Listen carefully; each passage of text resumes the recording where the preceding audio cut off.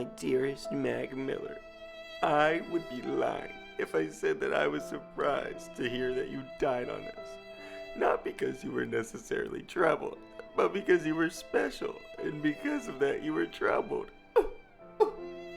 At your peak, you were the type of rapper all of us wanted to be, which was independent, but also just a very bright-eyed kid about life. I'll keep it short, because I want to continue our conversation when it's time for me to go. But I think what made you and I special is that we weren't always on the best terms. Blah, blah, blah. Goldlink, you fucked up, bro. Welcome to my channel, everyone. This is Garrett, or Thievin. And today I wanted to discuss the situation between Goldlink and Mac Miller. That was a little excerpt from his stupid-ass paragraph that he posted on his Instagram. Basically, what happened is he posted this, and I'll keep reading. But I think what made you special, and I special, is that we weren't on the best terms. So I didn't always have great things to say about you. When we were on the Good AM tour, I played you my album, and after that we didn't talk. And you thought it was absolutely incredible. I released it under the Seclusion label, and single from my album was called Unique, featuring Paak, and that was your favorite song at the time. You loved it so much that you made the entire tour party listen to it, and surprised me with a cake after my set. I always thought you drove yourself insane about your own music, so much that you would adopt styles as a homage to those around you that you loved. That's where our problem started. Divine Feminine was an actual blueprint of, and after that, we didn't talk. Your song was called Dang, featuring Paak. You had Seclusion support you on the Divine Feminine, and when I tried to contact you about anything at all, you never hit me. A close mutual friend ended up just hitting my DJ, saying, "Listen, man, we love Link, but we just had to do what we had to do." And Max said, if he needs a verse at any time, he got him. We are family. You could always call me. Afterwards, we seen each other at Coachella, and you put your head down like an innocent child, but I told you to pick it up, and I hugged you like the brother you are to me. You were the first person brave enough to openly say he's dope, and gave me a platform. That meant more to me than anything else. 3 days before you died, I remember pulling up to the crib, walking in the house, and seeing the Divine Feminine album plaque on the wall. I was so proud of you and what you created for yourself, and I'm forever grateful for that. So here's where I see the problem. It's not necessarily what he's trying to do, really. Besides stating that he's trying to say Mac Miller stole his sound, I think that that's completely false, because Goldlink's sound is actually an adaptation of other people's sound. And not only that, but Mac Miller put Goldlink on. He gave Goldlink his audience. Goldlink skyrocketed from 2014. He only had I think 90 or 60,000 followers on Instagram, and whenever he went on tour with Mac Miller in the end of 2015, beginning 2016, he went from like 60 or 70,000 to almost 200,000. So Mac Miller put him on, gave him his audience. Not only that, but this is not like a sound that Goldlink engineered. And I'm gonna put some of the tour videos on the screen while I'm talking. These are very old videos. Goldlink has known Mac Miller for so many years, as said in his statement, that he's known him since the Divine Feminine, or not the Divine Feminine, since Good AM, which he went on tour with Goldlink for the Good AM set, the Good AM tour. So Goldlink is just dressing something hateful up as being something nice. He's saying that taking inspiration from someone and adapting your sound to another sound is where the problem started. See, this is where my problem is. This is where my main problem is with Goldlink's obvious God complex. This is nothing but a God complex. Not only is he trying to say that you can't do what Goldlink is doing because Goldlink did it, which is just false. Goldlink didn't start this sound. I'm pretty sure Anderson .Paak was doing it 2 years before Goldlink, which he tried to say that Anderson .Paak copies him, which I'll talk about Anderson .Paak here in a second. But and he tries to patent Anderson .Paak's name. But here's my problem: is Goldlink says that you cannot do it because Goldlink did it. So there's a lot of problems there because the only way that music will keep evolving is if we adapt. Is if the biggest artists, which Mac Miller is a very big Caucasian artist in the rap industry. So if we don't adapt and Mac Miller was just making Mac Miller type music forever, Mac Miller would have not have gained the fan base that he has. Mac Miller has changed his sound and changed his kind of type of rap, type of style multiple times within the, I think, 12, 14 years that he was a rapper.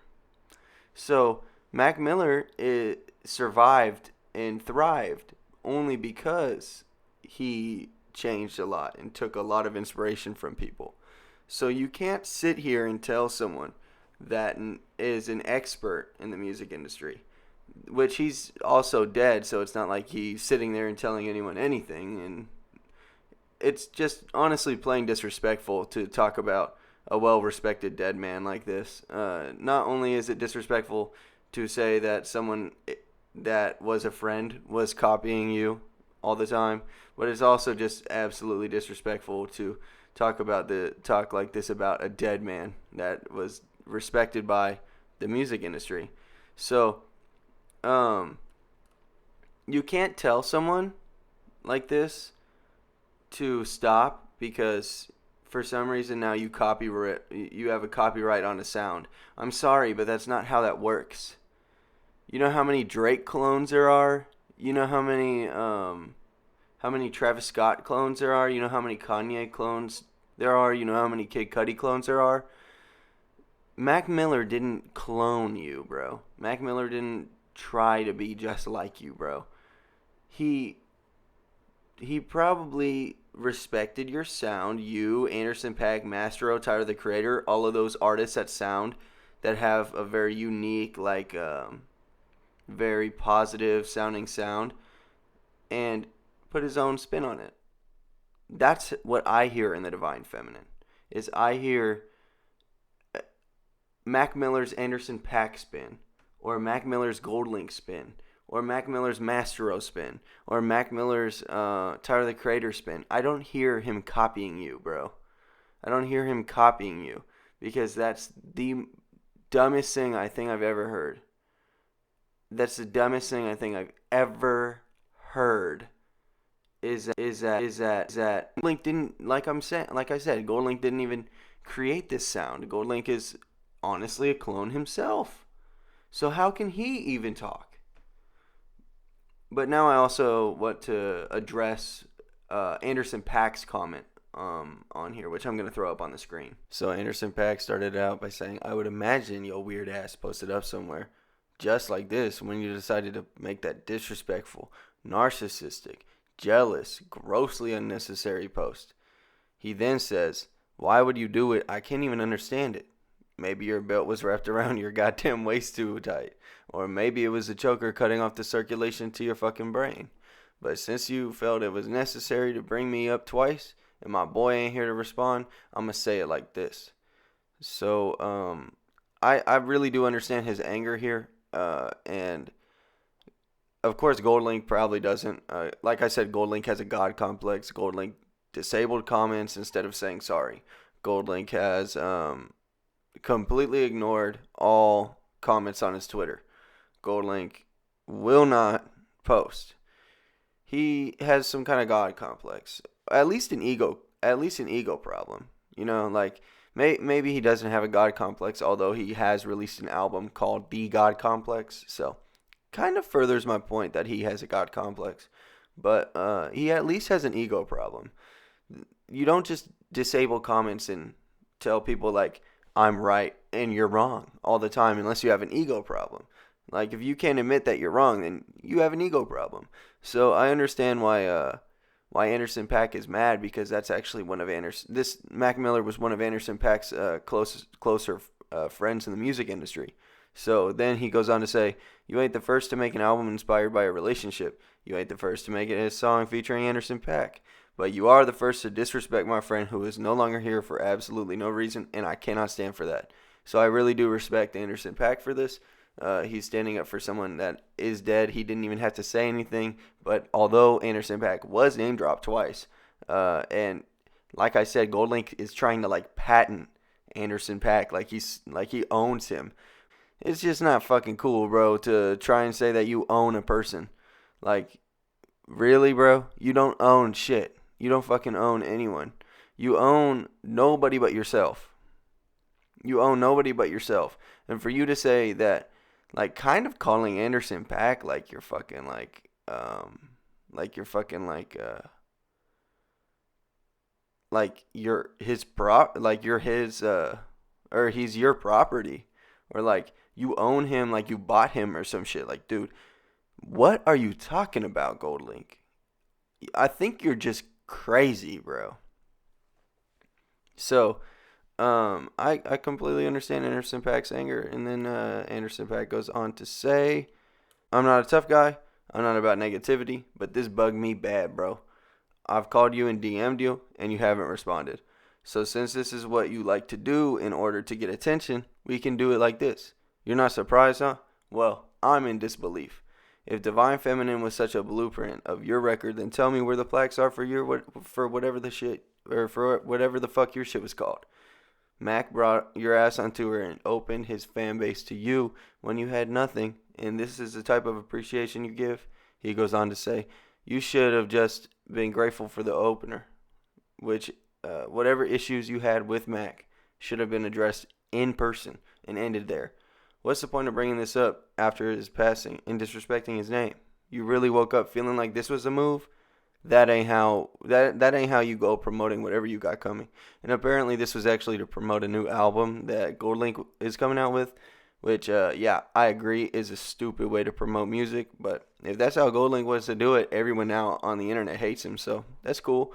Some things simply have nothing to do with you, but when you have a God complex, like I was saying, I'm sure it's easy to think everything comes from you or was inspired in some kind of way from you. He concluded, "Whatever it is, I ain't giving it no more energy. I pray you get back to the music and spreading good energy. I'm going to do the same. Mac Miller forever. Love to his family, and y'all have a blessed one." So I think that Anderson Paak really gave a nice side to the story that we can't get, because Anderson Paak was closely related to Mac Miller, friends since I think 2015 or something, 2014. So they've known each other for a long time. They were very close friends too. Like, this is something that the average person wouldn't have known, because the average person isn't friends with Mac Miller, obviously.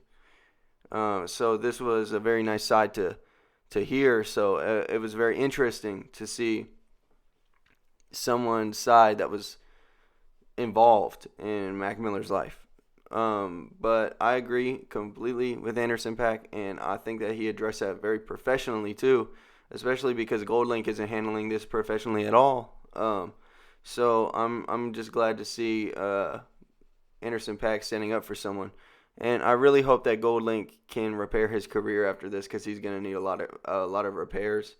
But yeah, I think that he's completely in the wrong, and I think that he needs to really think through what he's gonna post next time. I think he needs to go on a few podcasts and interviews and apologize about this. I really can't believe that this happened, and I really can't believe that he really felt like this strongly about this, even a year after Matt. I think it's been almost 2 years in like a couple months. Like, April or something, it'll be like 2 years since Mac Miller died. So like, really, bro, like, you're really feeling like this almost 2 years later? But anyway, y'all, I just wanted to quickly speak on that, and yeah, I hope you guys enjoyed the video, and if you did, make sure to subscribe. I'm gonna throw my podcast, because I run a hip hop podcast with two other co-hosts, my boy David and my boy Damon, and we talk deeper in on subjects like this, subjects like the Grammys, subjects like the AMAs. We come out with 2 new videos a week. You can follow us on SoundCloud and on YouTube. Also on Instagram. I'm going to throw all of those in the description. You can also follow my personal accounts on Instagram, and I'm going to throw that in the description. And for this channel, I'm planning on releasing 2 to 4 videos a week, depending on what's going on in my personal life and what's going on in the rap industry. But I hope you guys enjoyed the video, and I appreciate you for watching. Thank you. Peace.